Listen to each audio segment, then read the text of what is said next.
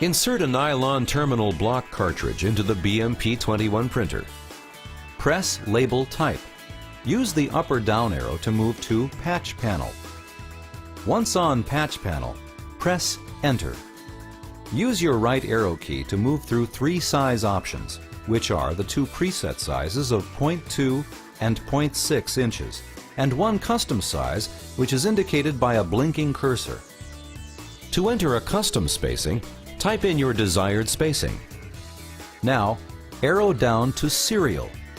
Then, use the right arrow to move between On and Off until the screen says On.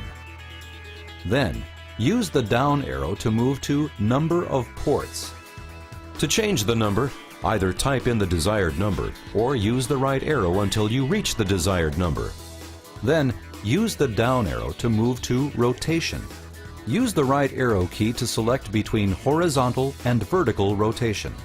Once you are on the correct rotation, press Enter. Press Font Size. Use the down or up arrow to move to your desired font size, then press Enter. Now, type in your legend. Then press Print.